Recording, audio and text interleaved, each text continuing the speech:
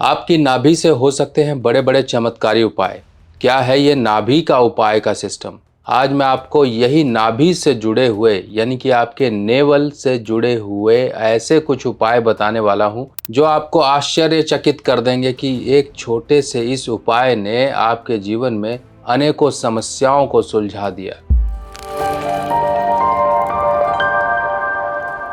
नमस्कार दोस्तों, मैं सुभाष शर्मा चंडीगढ़ से लाल किताब के ज्ञान में आपका स्वागत करता हूं। जी हाँ दोस्तों, ये उपाय लाल किताब का ही है और लाल किताब में इसके बारे में बहुत अच्छी तरह से व्याख्या की गई है। ये नेवल सबसे पहले हम समझें हमारी नाभि है क्या। हमारी नाभि हमारे शरीर का वो मध्य भाग है, सेंटर पॉइंट जहाँ से सभी चीज़ें शुरू होती हैं। जैसे कि अगर धरती का भी कोई सेंटर पॉइंट देखें, धुरी देखें, तो वहाँ से आपकी धरती का एक रोटेशन होता है। आपकी पूरी कुंडली में 12 भाव हैं और उन 12 भाव में एक सेंटर का घर है जिसे कहते हैं 9वां घर, यानी कि आपकी किस्मत का घर। अब आप कुछ रिलेट करना शुरू हो गए होंगे। जब भी इंसान के जीवन में चारों तरफ से मुसीबतें आती रहें, इंसान प्रयास करने के बावजूद भी अपने जीवन में कुछ ना पाए, तब समझ लीजिए कहीं ना कहीं कर्म तो व्यक्ति कर रहा है पर किस्मत साथ नहीं दे रही है। व्यक्ति बिना कर्म के किस्मत का कुछ नहीं ले सकता और अकेली किस्मत से बिना कर्म किए वो कुछ नहीं पा सकता। तो आप समझ सकते हैं कर्म और किस्मत एक दूसरे के पूरक है। जैसे कि मान लीजिए आपकी किस्मत में था कि आप बीमार हो गए, पर उस बीमारी को दूर करने के लिए आपको कर्म करके दवाई लेनी पड़ेगी। यानी कि आप दवाई खरीदोगे, फिर लाओगे, फिर आप डॉक्टर के अनुसार उसे खाओगे। ये कर्म हो गया। बीमारी तो किस्मत से थी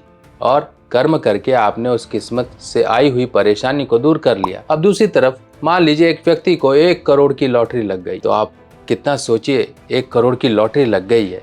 अब वो 1 करोड़ की लॉटरी अगर वो अपने साथ घर में ही रखे रहे और ये कर्म ना करे कि उस लॉटरी का पैसा लेके अपना एंजॉयमेंट करे, अपना खर्चे करे, यानी कि ये सब चीज़ें कर्म है, तो क्या लगता है आपको वो 1 करोड़ उसके काम किसी आएगा? यानी कि किस्मत से मिली हुई चीज़ अगर आपने कर्म से ना उसे बांधा तो वो किसी काम की नहीं है। कर्म और किस्मत एक मशीन और बिजली की तरह भी हैं। अगर आपकी किस्मत मशीन है तो इसमें जो इस मशीन को सुचारू रूप से चलाने वाली चीज़ है कर्म, वो बिजली है। तो इस तरह से आप समझ सकते हो। आपको इतने एग्जाम्पल्स देने के बाद आपको चीज़ें बखूबी रूप से बिल्कुल साफ हो गई होंगी। अब आप आगे बढ़ते हैं और समझते हैं ये नाभि। अगर हम आयुर्वेद की दृष्टि से देखें तो नाभि तेलम एक उपाय कहलाता है। नाभि तेलम। अब ये नाभि तेलम क्या है? नाभि तेलम मतलब आप अपनी नाभि में तेल लगाते हैं। अब इस तेल लगाने के फायदे आपको कहाँ कहाँ आते हैं? आपके हाजमे में आते हैं, आपके स्किन में आते हैं, आपके शरीर में अगर कोई किसी तरह से बालों की समस्या है तब आते हैं, आपकी आंखों में अगर रैशेस हैं, ड्राइनेस रहती है, लालीपन आता है, किसी तरह से आपके शरीर में इस तरह की दुख, व्याधियाँ, परेशानियाँ या दिक्कतें हैं तो वो दूर होती हैं। और ये नाभि में तेल तो बचपन से ही लगना शुरू हो जाता है। बच्चा जन्म हुआ उसके बाद से जब बच्चे की मालिश की जाती है तो नाभि में तेल, कान में तेल, आँखों तक में तेल डाला जाता है। आप देखते हैं ना बच्चों की मालिश करते हुए कैसे करते हैं। माएँ जब करती हैं, दादियाँ जब करती हैं, अच्छी तरह से रगड़ रगड़ के तेल की मालिश करती हैं ताकि उसके शरीर के जो अंग हैं वो खुलें और उसके शरीर की जो मांसपेशियाँ हैं, हड्डियों को एक तरह से अच्छी तरह से पकड़ में ले। नहीं तो बच्चे वही होते हैं सॉफ्ट टॉय की तरह। आप कि अगर मालिश अच्छी हुई है तो आपके शरीर आज की डेट में बखूबी रूप से आप उसे एंजॉय कर रहे हो। चलिए खैर, अब एक बात समझिए, बच्चा जो माँ के गर्भ में होता है वो माँ के गर्भ में कैसे पोषण ले रहा है? पोषण उसको कैसे मिल रहा है? वो मिल रहा है उसको इसकी किस्मत से। क्यों? देखिए, कहते हैं ना कि दाने दाने पे लिखा है खाने वाले का नाम।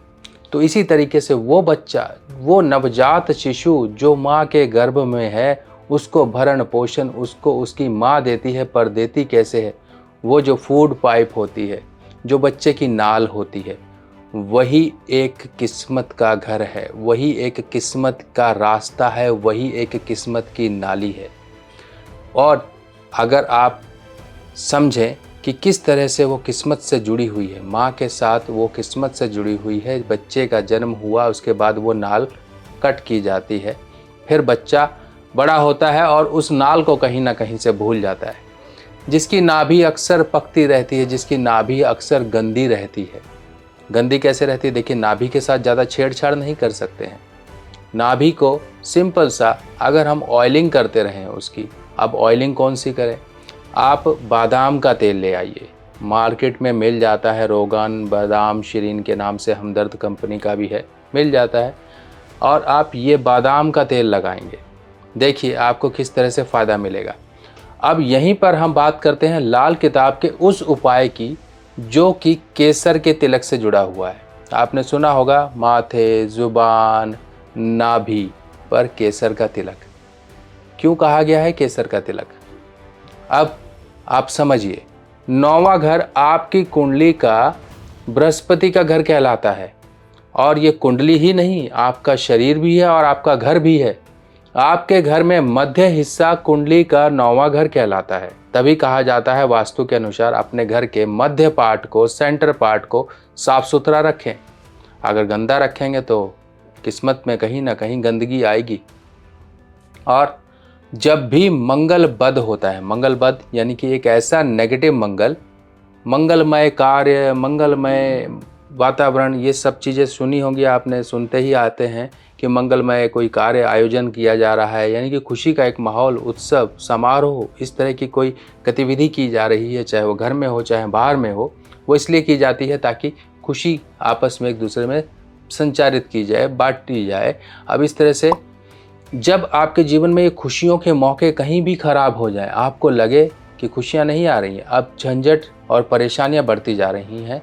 कोई भी काम करते हैं झंझट परेशानी आ जाती है, कोई भी काम करते हैं रुकावट आ जाती है, कुछ भी करते हैं न जाने कहाँ से मुसीबतें मुंह खोल के मगरमच्छ की तरह बैठी रहती हैं। तो जब भी इस तरह की फीलिंग आए तो समझ लीजिए कि मंगल आपके कहीं ना कहीं आपकी कुंडली में कुछ ना कुछ नेगेटिव अंश आपकी जीवन में ला रहे हैं। और ये नेगेटिव अंश आपके जीवन में बृहस्पति की सहायता से ही खुल सकते हैं। बृहस्पति के लिए उपाय का एक सिंपल रूल है, माथे, जुबान और नाभि पर अपने केसर का तिलक। अगर आप केसर का तिलक नहीं लगा सकते हो माथे पर, तब आपने कुछ नहीं करना है।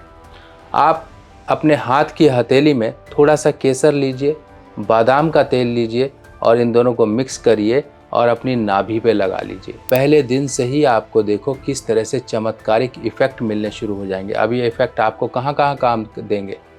आप कोई कॉम्पिटिटिव एग्ज़ाम कर रहे हो, उस पर किस्मत आपको जगानी है। अपनी किस्मत, क्योंकि कर्म तो आप कर रहे हो, आप किस्मत का साथ लेना है, किस्मत को जगाना है। वो जो सोई किस्मत है उसे जगा लेना है।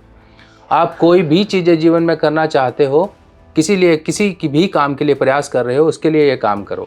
अब ये उपाय करना कितने दिन है? देखिए, कॉन्टिन्यूस तो ये 40 दिन होता है। पहले तो आप लगातार 40 दिन कर लो, फिर 40 दिन बाद आप रुक जाओ। रुकोगे क्या? क्योंकि आपने केसर का तिलक अब नहीं, केसर नहीं मिलानी है, अब सिर्फ और सिर्फ बादाम का तेल आप लगाते रहें। इससे क्या होगा, वो जो आपकी नाभि से वो जो ऑयल और वो जो न्यूट्रिशन और एक जो मॉइस्चराइजेशन आपकी बॉडी में जाना चाहिए वो आएगा। क्योंकि मंगल बद होते ही सबसे पहले आपके होठों पर ये चीज़ें महसूस होना शुरू हो जाती है। जिनके होठ फटे रहते हैं, सूखे रहते हैं, ड्राइनेस रहती है, जिनकी आँखों में करकराहट रहती है, जिनके बालों में रूसी रहती है, बालों में एक बाउंसीपन नहीं है, एक वो सूखापन आ गया है, ये सब के सब आपके इंटेस्टाइन के लक्षण हैं। सूखापन यानी कि चंद्रमा का ना होना। चंद्रमा ही तो नमी है, और वो जब मॉइस्चर आएगा, चंद्रमा का भाव आपके बॉडी में जब वो प्रेषित होगा, तब आपको खुद से आपको ये अनुभव होगा कि बृहस्पति, चंद्र, मंगल, ये तीनों मित्र मिलकर आपके साथ आपके एक मित्र बनकर चलेंगे। तो इस तरह से आप ये उपाय करते रहिए 43 डेज। पहले तो केसर मिला के तिलक लगाते रहिए। नाभि पर लगा लो अकेला, बहुत है। माथे पर तो नॉर्मल केसर भी आप लगा सकते हो, हल्दी का टीका भी लगा सकते हो।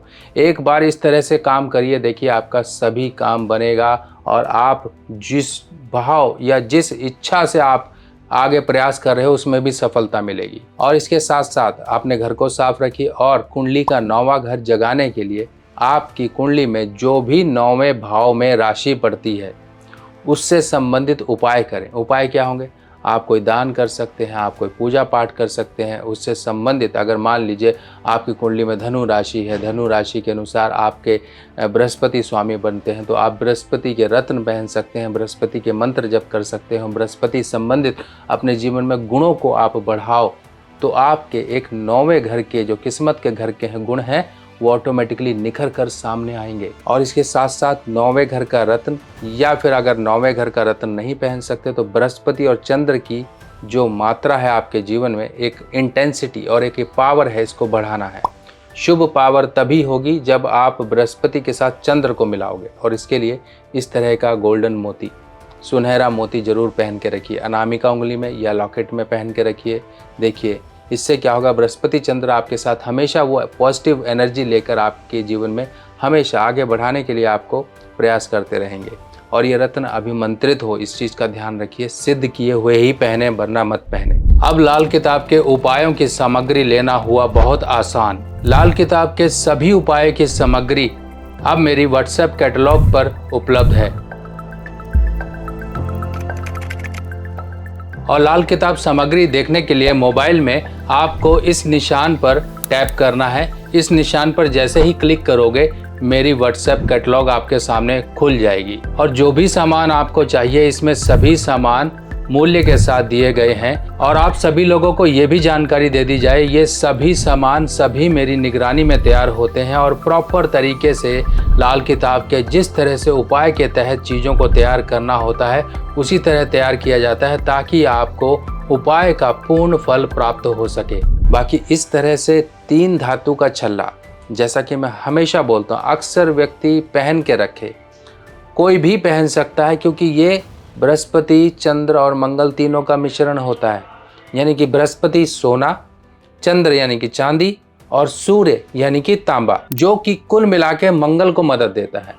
तो आप सोचिए 4 ग्रह एक साथ आपके एक छोटे से छल्ले के उपाय में आ गए। तो इस तरह से इस उपाय को करिए और देखिए किस तरह से आपको जीवन में मिलने वाली परेशानियां, दुख दर्द, तकलीफें, सबसे आराम मिलना शुरू हो जाएगा। कहीं कोई बड़े उपाय, तंत्र मंत्र जंत्र कुछ भी करने की जरूरत नहीं। सिंपल ये नाभि का तेल देने का, केसर मिला के देने का उपाय शुरू करिए, देखिए सब ठीक होगा।